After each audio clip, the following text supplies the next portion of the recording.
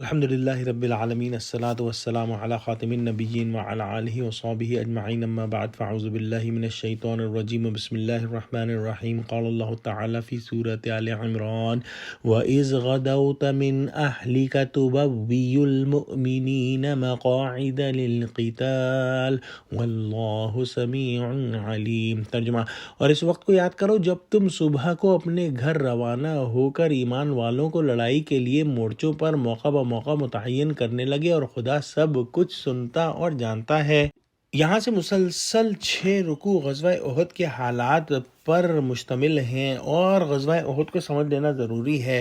سن 2 ہجری کے اندر غزوہ بدر میں قریش مکہ ذلت آمیز شکست سے دوچار ہو گئے تھے اور ان کے بڑے بڑے سرداروں سمیت 70 آدمی واصل جہنم ہو چکے تھے۔ عربوں کا ایک مزاج تھا، وہ انتقام کی آگ میں جل رہے تھے اور اسی انتقام کا بدلہ لینے کے لیے وہ سن 3 ہجری ماہ شوال میں ابو سفیان کی قیادت میں 3000 کا لشکر لے کر مدینہ پر حملہ آور ہوئے۔ جب آپ صلی اللہ علیہ وآلہ وسلم کو یہ خبر ملی تو آپ کا ارادہ تھا کہ شہر کے اندر رہ کر ہی دفاع کیا جائے، لیکن کچھ نوجوان صحابہ باہر نکل کر دشمنوں سے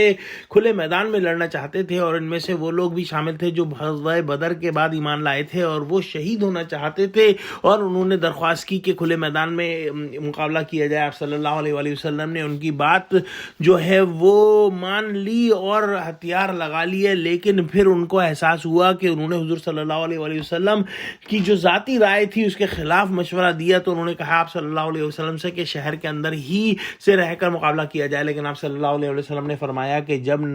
نبی ذرہ پہن لے تو پھر لڑائی سے پہلے اتارنا اس کے لیے مناسب نہیں۔ اتفاق سے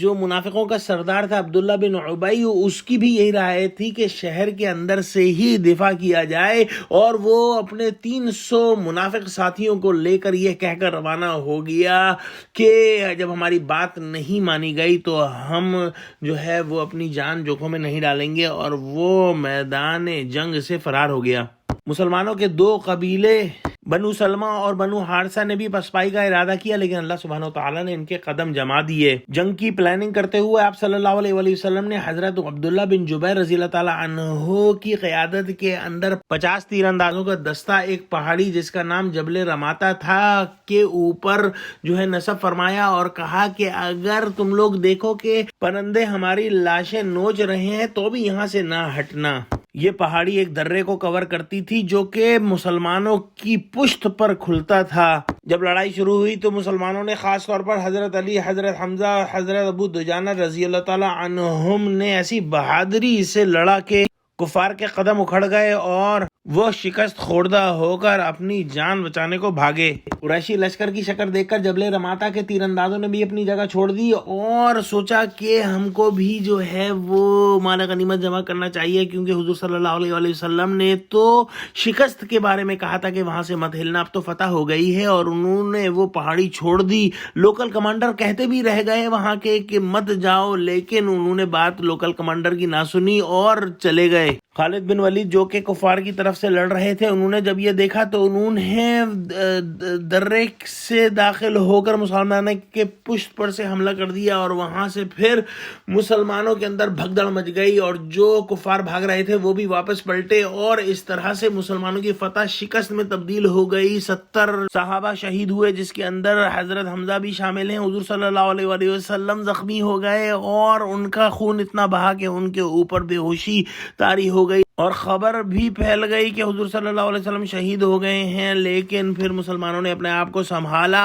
اور پہاڑی کے اوپر، احد کی پہاڑی کے اوپر چڑھ گئے۔ خالد بن ولید نے ابو سفیان سے کہا کہ مسلمانوں کا کام تمام کر دیا جائے، لیکن ابو سفیان کے دل میں اللہ سبحانہ وتعالیٰ نے رعب ڈال دیا اور وہ اپنے لشکر کو لے کر مکے واپس لوٹ گئے۔ مسلمانوں کے لشکر نے اپنے آپ کو سنبھالا اور پھر انہوں نے کفار کا پیچھا کیا، لیکن کفار واپس نہ پلٹے اور مسلمان وہاں پر کچھ دیر انتظار کر کر واپس ہوئے۔ یہ مختصر احوال اگر غزوہ احد کا دماغ میں رہے گا تو آیات کو سمجھنے میں آسانی ہوگی۔ انشاءاللہ تعالی ہم کل سے آیات کی تفسیر اور ترجمہ شروع کریں گے۔ دعا کرتے ہیں کہ اللہ سبحانہ وتعالی ہم کو قرآن کا فہم عطا فرمائے، آمین۔ وآخر دعوانا الحمدللہ رب العالمین۔ السلام علیکم ورحمۃ اللہ وبرکاتہ۔